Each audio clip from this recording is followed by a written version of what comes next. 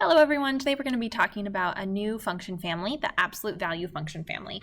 And you may have had some experience with these functions back in Algebra 1, so we're just going to spend a little bit of time reviewing it, getting comfortable with what it looks like, how we transform it, and how we solve. To start off, our parent function is going to look like this, y equals absolute value of x. So those vertical bars, that's how we read it, absolute value of whatever's inside those vertical bars.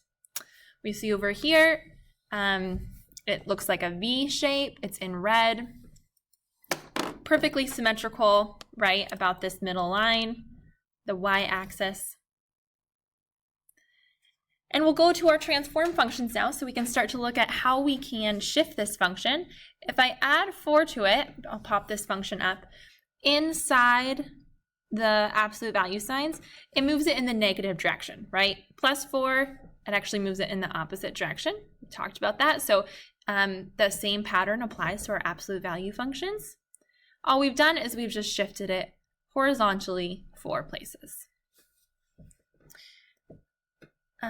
If we subtract 4 from the end of our function, right, putting it in place of where the k is, in our general graphing form, we can see that it moves down 4 spaces, right? These lines are perfectly parallel. All we've done is we've just vertically shifted the function down.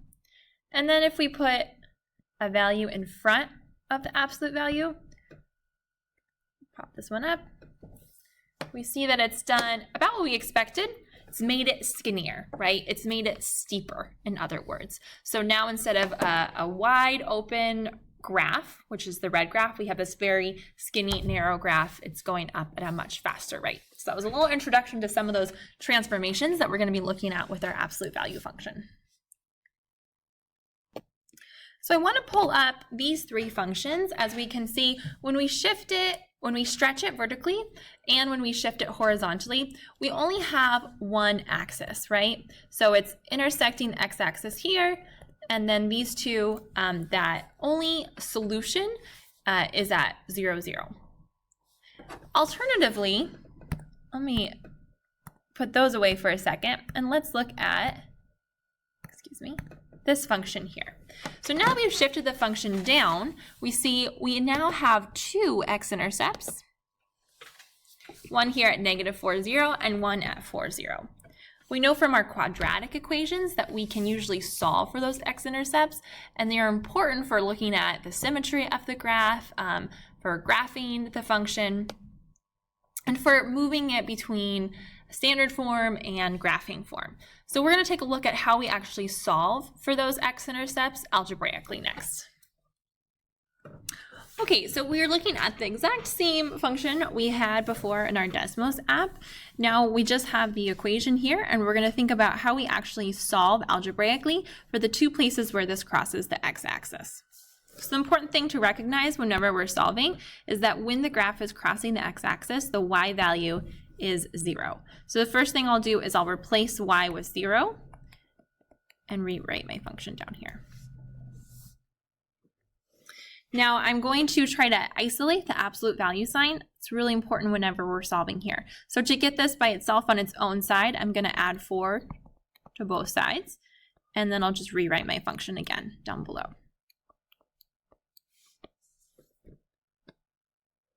Now the absolute value takes the positive value of whatever is inside these 2 vertical bars, right? So this would be a true statement if x were -4. It would also be a true statement if x were +4. So when we're at this point in the solving process, we usually split off to make 2 separate equations. We have our original equation, 4 equals x, without the absolute value signs, because if x were 4, this would be a true statement. Absolute value of 4 is indeed 4. But then also we're going to make this answer negative, because this would also be a true statement. When x is -4, absolute value of x is also 4. So these are our 2 solutions. If we flip back to our Desmos apps, we can verify those solutions pretty easily, and it looks like we're in good shape over here at -4 and over here at 4. Those are our 2 x-intercepts. So I'd like you to have your homework solving absolute value equations out in front of you. I'll go over a few examples with you and I'll ask you to do some on your own to check your understanding. Let's look at number 1 together.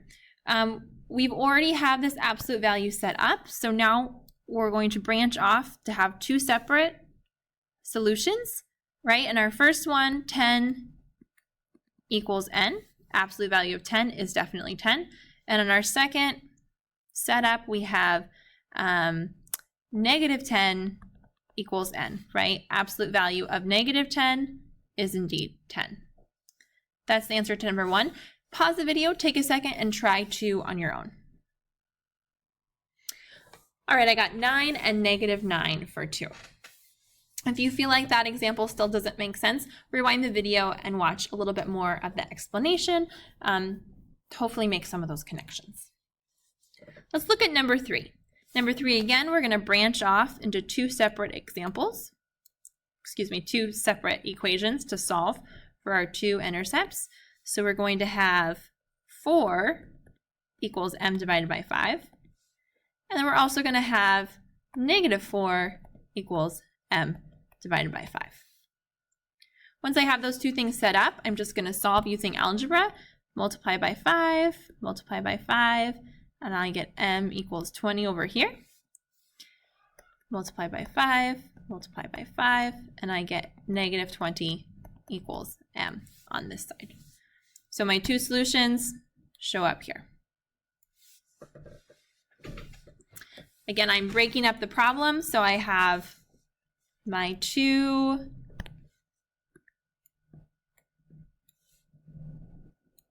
equations I have to solve. I'll have them highlighted in pink.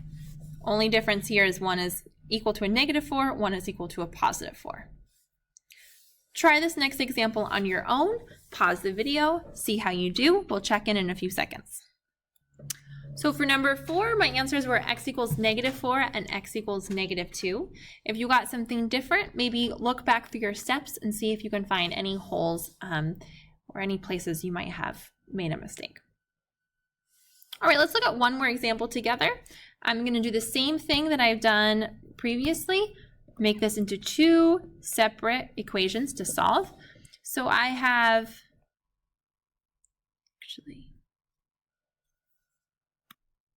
all right, so actually before we do that, I realized I forgot a key component here. You'll notice that in this one, we haven't isolated the absolute value yet, right? We have this 7 hanging out over here. Before we branch out and create our 2 separate equations to solve, we need to isolate the absolute value. So to do that, I'm just going to start by subtracting 7 from both sides. That will give me p minus 3 equals 4. Now I have the absolute value all on its lonesome, and I can split it up into 2 things to solve. So I'll branch out like so. P minus 3 equals 4, and also p minus 3 equals negative 4. Now I'll do my steps to solve. Plus 3, and here plus 3, and I get, we move over here, p equals 7. So my 2 solutions are 7 and negative 1. Go ahead and try the next couple problems on your own. See how you do. I'll have the answers at the bottom of the page for you to check back in. So pause the video, give them your best shot, and compare your answers in just a moment.